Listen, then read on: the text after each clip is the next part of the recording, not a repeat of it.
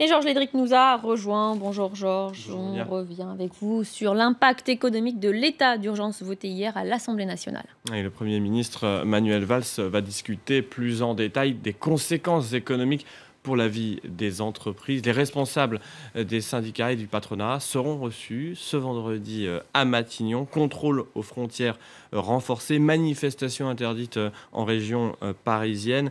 Il y a aussi de nombreux surcoûts sécuritaires qui perturbent déjà certains secteurs comme celui du tourisme et de la culture. Les explications de Sophie Guignon. Pour la première fois, la fête des Lumières de Lyon est annulée. Une conséquence directe des attentats de Paris. Les autorités redoutent des mouvements de foule et un surcoût sécuritaire. L'événement réunit chaque année 3 millions de visiteurs.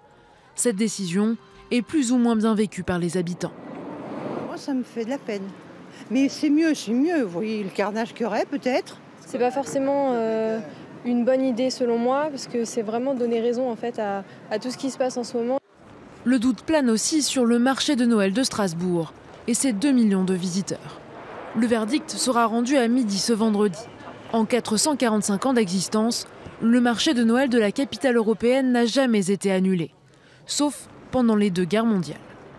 Le marché de Noël des Champs-Élysées est quant à lui maintenu, mais sous très haute surveillance. Ce sont les conséquences de la prolongation de 3 mois de l'état d'urgence voté jeudi à l'Assemblée nationale. Les rassemblements à Paris sont interdits, possibles en province, mais sous haute sécurité. Mais surtout, les contrôles aux frontières sont renforcés. Exemple, dans les aéroports. Les compagnies conseillent d'arriver 3 heures avant un vol. Un climat peu propice pour les touristes, même si la France est leur première destination mondiale. Le secteur représente plus de 7% du PIB et plus de 83 millions de touristes étrangers ont visité la France en 2014. Certains pourraient être tentés de reporter ou d'annuler leur vol. Depuis les attentats, certaines compagnies proposent de faciliter ces services à leurs clients. Georges, si l'impact est plutôt négatif dans le secteur du tourisme, c'est celui de la sécurité en revanche qui fait le plein. Et les collectivités et les entreprises cherchent à se renforcer et donc à s'équiper. La fréquentation du premier salon mondial de la sécurité qui a lieu en ce moment à Paris a bondi. Cette foire d'ordinaire réservée aux forces de l'ordre et aux sociétés privées de sécurité attire un nouveau public. Regardez. Une affluence inhabituelle au Salon de la Sécurité. Ici est présenté l'arsenal normalement réservé à l'armée, la police ou les douanes.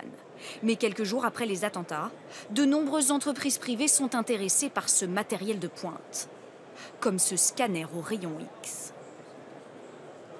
On pose la valise sur le convoyeur, le bagage est scanné, on obtient une image rayon X instantanée du bagage.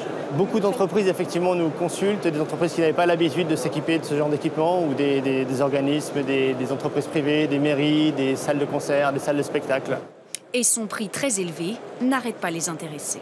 Un scanner rayon X tel que celui-ci, d'environ 35 000 €. Il est vrai que c'est un certain investissement auquel il faut bien sûr ajouter les coûts opérationnels liés à l'utilisation du système par lui-même. En plus des scanners, les commandes de portiques pour contrôler la présence d'armes ou d'objets dangereux sur les individus se multiplient. Coût entre 4 et 5 000 € par portique.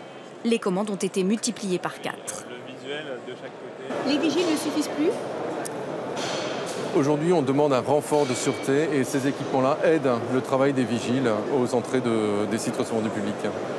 Un représentant de la SNCF serait venu se renseigner sur le salon suite à l'annonce de Ségolène Royal d'expérimenter ces portiques dans les gares TGV.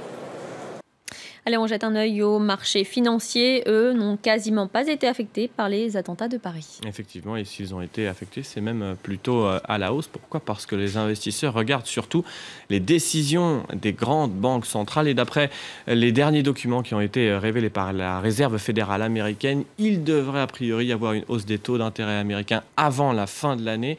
Une nouvelle qui a été accueillie de manière plutôt positive. En Europe, les bourses sont aussi plutôt en hausse. Là, on se tourne surtout vers la Banque centrale européenne avec Mario Draghi qui est en train en ce moment même de donner un discours. Il a d'ailleurs expliqué que le programme de rachat d'actifs pouvait être ajusté